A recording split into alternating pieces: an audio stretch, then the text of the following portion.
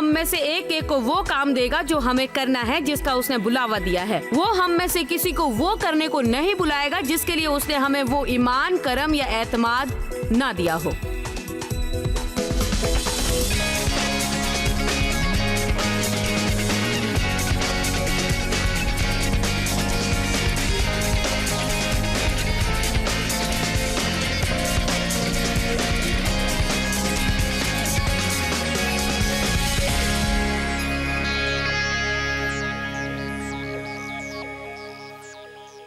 लुत्फ उठाएं रोजमर्रा की जिंदगी का। मैं खुशामदीद, मैं आपकी शिरकत से बेहद खुश हूँ। मेरा यकीन है इस प्रोग्राम का आपकी जिंदगी पर बेहतरीन असर होगा। आज हम एतमाद की बात करेंगे। क्या वो एतमाद की कमी है जो आपको आपके चाहे काम को पूरा करने से रोक रही है?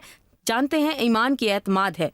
खुदा पर एतमाद रखना कि चाहे हम कुछ अपने बल पर नहीं कर सकते, फिर भी वो ये करने में हमारी मदद जरूर कर सकता है और खुदा आपके तसव्वुर से कहीं ज्यादा करवा सकता है। अगर आप अपने ईमान को हरकत में लाना सीख लेंगे तो आप आज की मनादी के जरिए मसीह में अपने एतमाद को जरूर पाएंगे। आज हम एक पूर एतमाद खातून के राजों पर रोशनी डालेंगे। मैं ये कहकर शुरू करना चाहूंगी कि जो हम में एतमाद की कमी या एतमाद ना होता है, तब हम में दरअसल ईमान की कमी होती है। हम खुद को साहिब ईमान भले ही कहें, मगर ईमान ही एतमाद है। फिलिपियों 3:3 फरमाता है, जिस्म पर भरोसा मत करो। हम खुद ही पर भरोसा नहीं रखते और इसका ताल्लुक खुद एतमादी से नहीं है।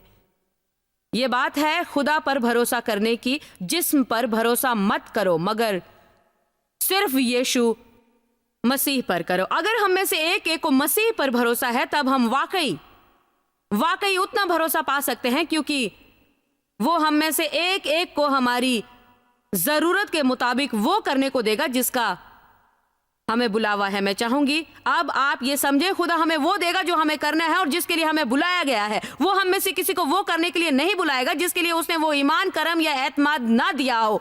मैं मिनिस्ट्री के लिए दी गई काबिलियत जैसे मनादी देना, हम दो सना की रहबरी की बात नहीं कर रही हूं। अगर जो आपकी शादीशुदा जिंदगी मुश्किलों से गुजर रही है, मगर आपको भरोसा है खुदा ऐसा चाहता है और आप भरोसा करके यकीन रखते हैं कि खुदा आपको उस शख्स की जिंदगी में करामत साबित करेगा, या आप एक बिगड़ी औलाद की परवरिश कर रहे हैं, या फिर आप नौकरी में परेशान हाल हैं और दुनियावी एतबार से आप वहां से भागना चाहते हैं, मगर आप मानते हैं कि खुदा आपको वहीं पर रखना चाहता है क्योंकि आप उनमें से कुछ ऐसे साहिब ईमान हैं जो वहां मुलाजिम है, तब खुदा आपको वहां होने के लिए ईमान, करम, वो एतमाद देता है। मैं मानती हूं हम मुश्किल हालात में रहकर भी खुशी मना सकते हैं और जिंदगी का लुत्फ ले सकते हैं। मैं नहीं मानती कि खुदा ने हमें गमजदगी से जीने का बुलावा दिया है। मुझे फिक्र हो जाती है जब मैं लोगों को अपने आप को गमजदा कहते सुनती हूं, मगर वो जानते हैं खुदा ने उन्हें वहां रखा है। मैं जानती हूं मैं वहां हूं जहां खुदा चाहता है और मुझे पता है मुझे कहां होना चाहिए, और मैं बड़ी गमजदा हूं और ये बड़ा सख्त दौर है। जानते क्या, मेरे ख्याल में हमें खुदा को इससे ज्यादा नेकनामी देनी चाहिए। मुझे नहीं लगता उसका ऐसा अंदाज है। मेरे ख्याल में हमारा तर्ज अमल हालात को मुश्किल बनाता है। ये नहीं कि कोई चीज मुश्किल होती है, हमारा तर्ज अमल हालात को मुश्किल बना देता है। अगर हम वो काम एतमाद से करें जो असल में खुदा पर भरोसा रखना होता है, तब आप हैरान हो जाएंगे कि आप क्या क्या कर सकते हैं। एतमाद ताहम ये सिर्फ एक भरोसा नहीं जो हमारे दिलों में यूं ही बसा रहता है, मगर असल एतमाद है भरोसा या ईमान को हरकत में लाना। भरोसा ही खौफ के खिलाफ कदम उठाता है। खौफ यूं नहीं चला जाता, वो अपने आप नहीं जाता है। वक्त दर वक्त जिंदगी भर हमें खौफ का मुकाबला करना पड़ेगा। हम में से एक एक को वक्त दर वक्त जिंदगी में खौफ का मुकाबला करना होगा। अगर आप खौफ के जज्बे के चले जाने का इंतजार कर रहे हैं तो फिर आपको जिंदगी भर इंतजार करना पड़ेगा। तो जो आपने इस हफ्ते कुछ नहीं सीखा, तो फिर आप खौफ ज़दा होकर हर काम करना सीखेंगे। आप सीखेंगे कि हौसला हरकत में आता है जब आप खौफ ज़दा होते हैं। हौसले के माने ये नहीं कि खौफ के जज्बे का नहीं होना, मगर ये वो करना हुआ जो आपको करना जरूरी है, चाहे आपको खौफ क्यों ना लगे। भरोसा कश्ती से उतरकर पानी में चलता है। एतमाद होता क्या है? मैं आपको गुच्छा भर के ख्याली बयानात दे सकती हूँ, लेकिन मैं अपना बयान दूंगी। मेरा मानना है कि हमारी काबिलियत के बारे में मस्बत तर्ज अमल कायम करना और हम क्या नहीं कर सकते उसकी फिक्र छोड़ देना ही एतमाद है। क्योंकि अगर हम खुदा पर भरोसा करते हैं तो हम उन बातों से परेशान क्यों होते हैं जो हम कर नहीं सकते, क्योंकि अगर वो मुझसे ये करवाना चाहता है तो वो मुझे उस लायक जरूर बनाएगा। उसी ने मुझे इस लायक बनाया है कि मैं अपने ऊपर एतमाद कर सकूं और हर चीज जो करती हूं उस पर एतमाद कर सकूं। आमीन। अब मेरे हाथ वो लग रहा है जिसके जरिए खुदा हमसे उसकी मंशा पूरी करवाने के लिए जो भरोसा बख्शता है, और इसलिए ये कड़ी जद्दोजहद नहीं रहती, ये सख्त नहीं होता, ये मुश्किल नहीं होता। ये बस वही है जो आप करते हैं। ये मेरे लिए मुश्किल नहीं, ये मेरे लिए नामुमकिन नहीं, ये मेरे लिए मामूली सा हो जाता है। अब अपने तर्ज अमल के तौर पर मैं इसे सख्त कर देता हूं। अव्वल तो ये है,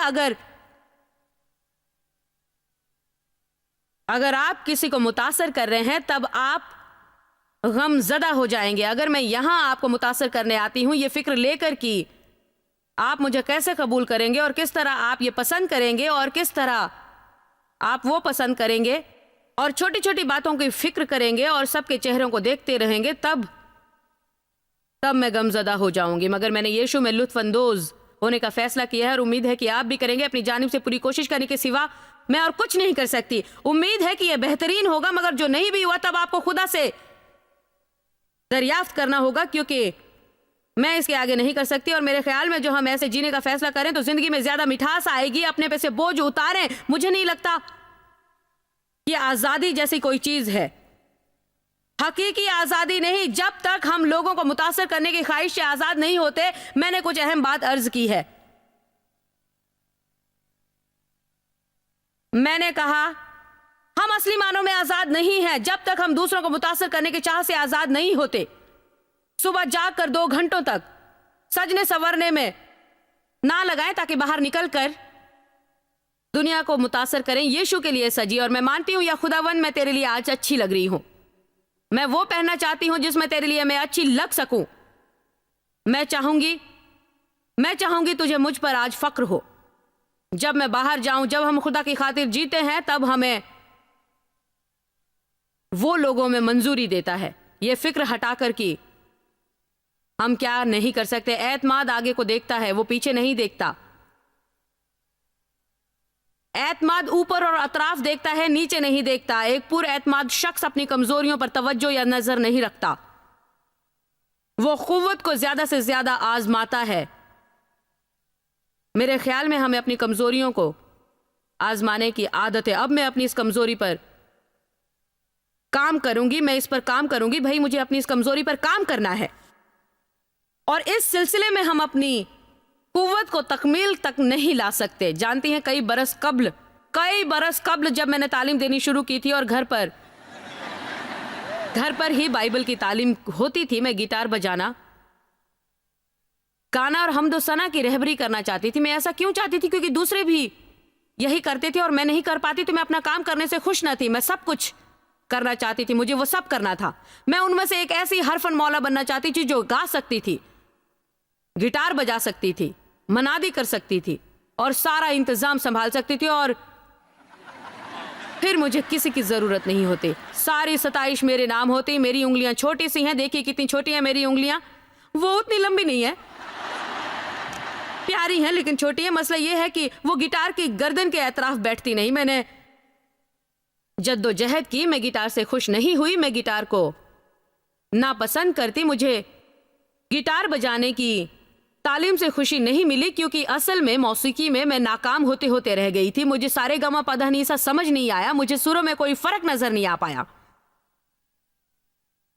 जानते, स्कूल में अंग्रेजी में नाकाम होते होते रह गई थी मैं। मुझे अंग्रेजी में डी मिला और अब मैं दुनिया भर में मनादी दे रही हूँ। जानते, मुझे परवाह नहीं थी कि वो फेल, वो नाम या वो कहावत क्या थी। मुझे सिर्फ बातें करनी थी।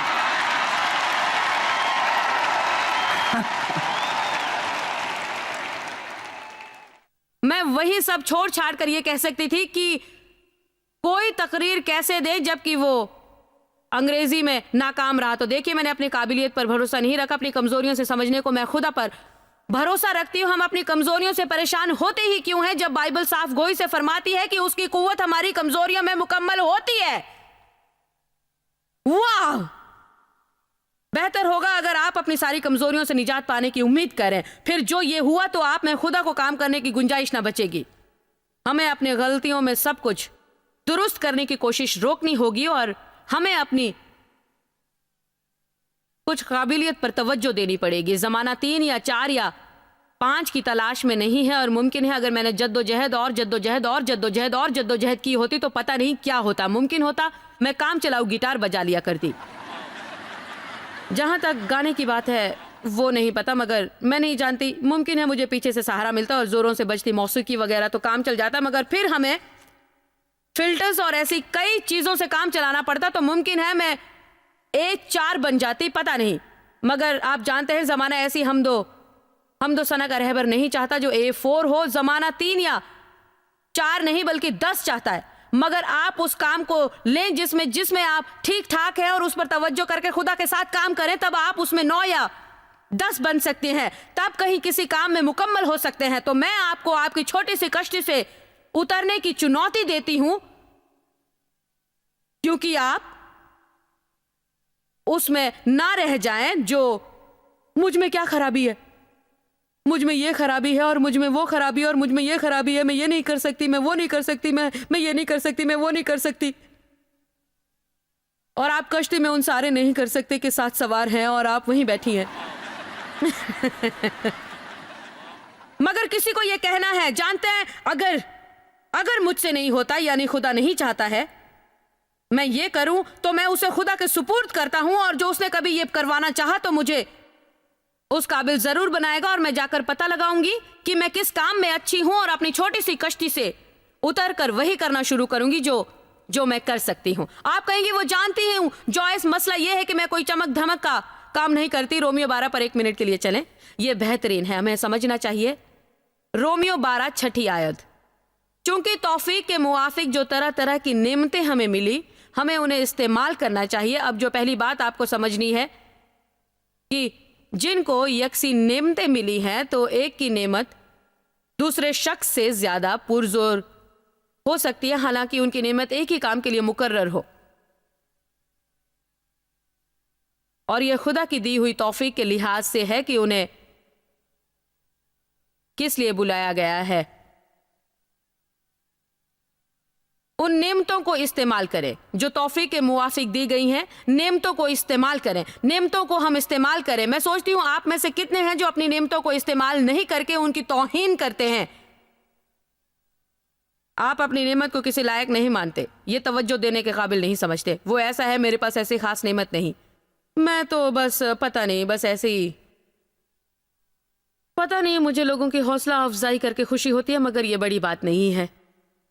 शायद कोई ये कहे, जानती है क्या, हौसला अफजाई करने की नेमत रूहुल खुद्स की है और शायद मसीह के जिस्म की सबसे जरूरतमंद नेमत है। भाई,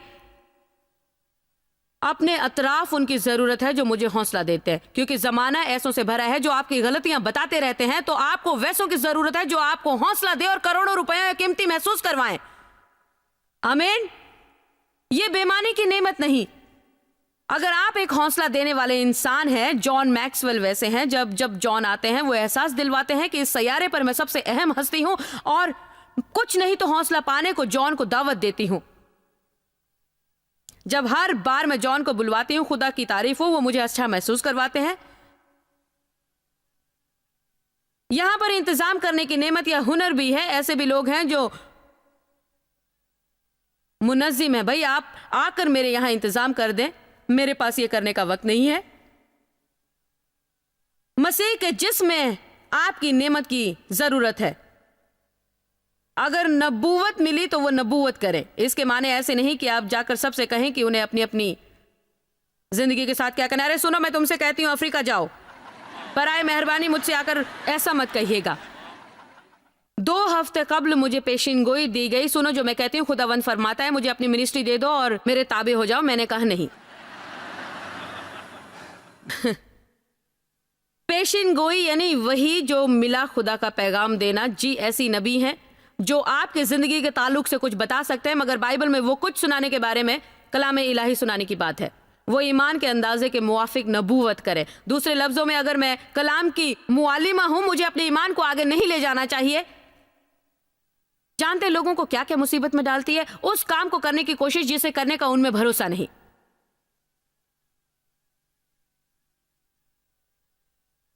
बाइबल तो फरमाती है, मसीह जो मुझे ताकत बख्शता उसमें मैं सब कुछ कर सकता हूं। वजह है ये ऐसा ही दर्ज है, मगर असल में इसका मतलब है कि आप वो सब कर सकते हैं जिसकी खातिर खुदा ने आपको बुलाया है। मसीह की बख्शी कुव्वत के जरिए आप यूं ही जाकर अपनी चाह के लहर से वो नहीं कर सकते जो कोई दूसरा कर रहा है। आप खुदा की तौफीक से बढ़कर नहीं कर सकेंगे। तो इसका मतलब ऐसा नहीं कि आप में कमजोरी है, इसका मतलब यह है कि आप अपनी नेमत में काम करना सीखें। यहां पर इस बात के जवाब में कोई आमीन कह सकता है।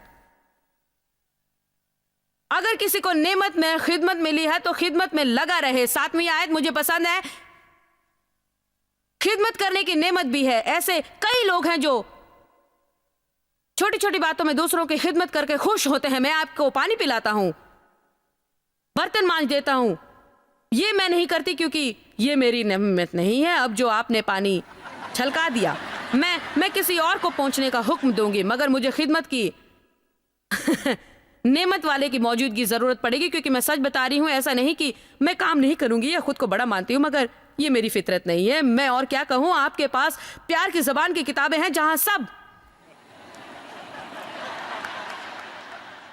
मोहब्बत की जबान बोलते हैं।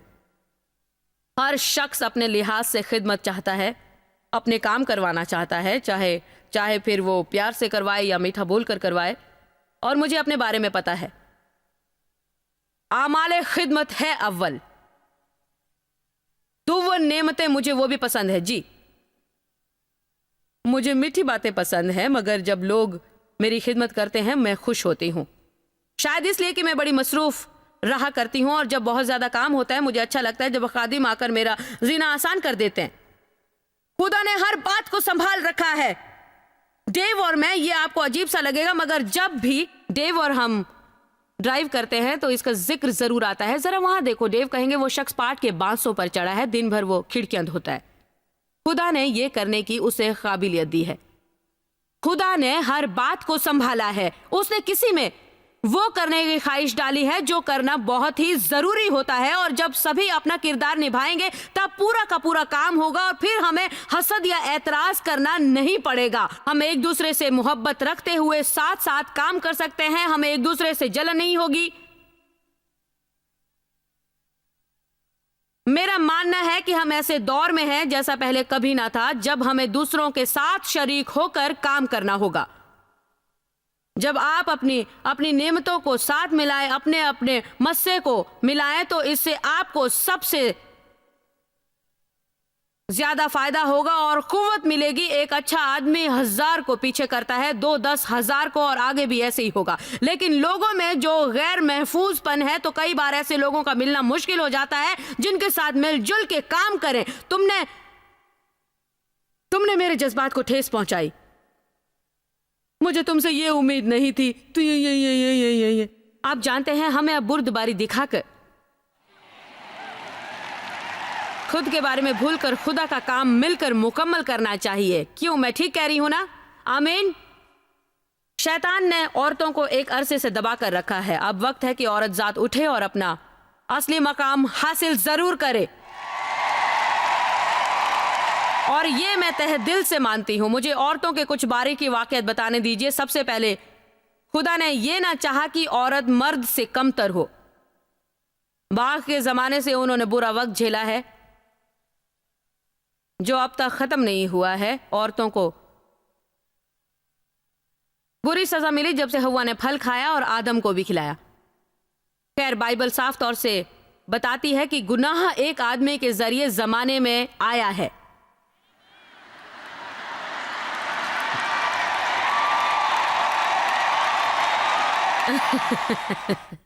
अब भाइयों, मैं इस हफ्ते आपकी बेइज्जती नहीं चाहती। आप में से जो कोई यहां है वो खुदा के फजल और करम से है, तो इसको पी जाइए और रोना नहीं। आपको नाम पर से WO काटना होगा, फिर यह जलसा आपके लिए भी जरूर होगा। द कॉन्फिडेंट वो मैन।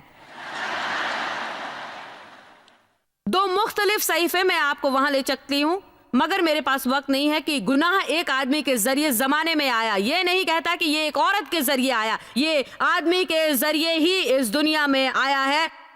अब ऐसा क्यों है? क्योंकि खुदा ने बाग की हिफाजत और सिंचाई की जिम्मेदारी आदमी को सौंपी थी। उसने आदमी को एक औरत बतौर एक मददगार दी थी। वो उसकी पसली से निकली हुई औरत थी, उसके पैरों तले से नहीं, वो कुचली जाने के लिए नहीं थी। उसे वो शाना व शाना बतौर एक मददगार होकर उसके साथ चलना था। बाइबल फरमाती है कि औरत ने आदमी को मुकम्मल किया। अब मुझे यहां पर कुछ कहना है, ये बताने को कि मेरे ख्याल में कई औरतें कहाँ हैं। मुझे शुबा है यहाँ मौजूद मर्दों को ये चाहिए, तो मैं मर्दों को ये मनादी नहीं दे रही हूँ। मैं कोई प्यारी बनना या नाज करना नहीं चाहती, मगर पूरे दिल से मैं ये मानती हूँ। मेरे ख्याल में कई मर्द, मेरे ख्याल में आजकल रिश्तों में जो मसाइल पैदा होते हैं, और उसकी एक ये भी वजह है कि औरतों को अपने शौहर के इख्तियार में रहना पसंद नहीं आता, क्योंकि कई मर्दों के आगे आदम की तरह का मसला होता है। वो इख्तियार तो चाहते हैं मगर जिम्मेदारी नहीं उठाना चाहते, और वहीं से सारी मुसीबतें जो हैं वो शुरू होती हैं, और इसीलिए झगड़े भी शुरू होते हैं और तलाक होते हैं।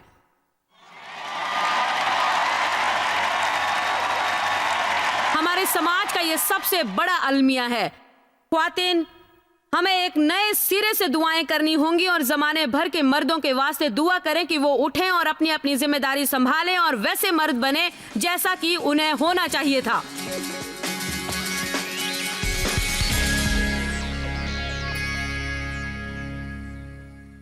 एक बात तो सच है, खौफ हम पर तारी होकर हमेशा हमें उसके आगे झुकाना चाहेगा, मगर हम जब खौफ से जीने से इनकार करेंगे तो हम कदम बढ़ाकर हौसला मंदी के काम कर सकेंगे। खुदा ने आपको दहशत की रूह नहीं बल्कि कुदरत और मोहब्बत और तरबियत की रूह दी है, और मैं चाहूंगी आप इसे याद रखें। जब आपको दहशत महसूस होती है तो यह खुदा की तरफ से नहीं है। आज हमारे बेहतरीन वसाइल आपकी नजर हैं। जी हाँ, मेरे ख्याल में वो सब बेहतरीन है, क्योंकि मैं वाकई मानती हूँ कि हमारे लिए जितना हो सके कलाम को सुनना और देखना जरूरी है, और मैं आज अपनी मर्जी के मुताबिक आपको ये दे रही हूँ। ये है 5 सीडीज या 5 डीवीडीज के साथ मेरी किताब बतौर नजराना। मेरी किताब है द कॉन्फिडेंट वुमेन। मुझे यकीन है हम सब वो करना चाहते हैं जो हम करते नहीं, क्योंकि हम में वो यकीन नहीं जो चाहिए, और मैं वाकई मानती हूँ कि खुदा की खादिमाएं खड़ी हों, बहादुर बने और वैसी बने जैसा कि खुदा चाहता है। तो मैं आपको हौसला दूंगी कि आप या तो डीवीडीज या सीडीज और वो किताब पाकर एक नए रास्ते पर चलें और एतमाद की नई बुलंदी पाएं और दहशत के दरवाजे भेड़ दें कि ये खौफ आपकी जिंदगी में कभी ना आए। जब आप हमसे ये वसाइल मंगवाएंगे तो इस तरह आप इस प्रोग्राम को टीवी पर दिखाने और तकलीफ शुदा लोगों तक जबाने भर में पहुंचने देंगे, तो आप हमको और साथ में खुद को भी नवाज पाएंगे। सारी मालूमात ले लीजिए और देखते रहिए कि मैं आपको एक जलसे के बारे में बताऊंगी जिसमें आप भी शरीक होना चाहेंगे और हमारी मदद करना चाहेंगे हमारे पार्टनर बनकर। तो कहीं मत जाइए, हम एक ब्रेक के बाद दोबारा हाजिर होंगे। मैं आपको यहाँ एक बात जरूर बताना चाहूंगी कि जिस किसी को भी अपनी काबिलियत पर शुबा होता है उन्हें इस किताब से फायदा होगा।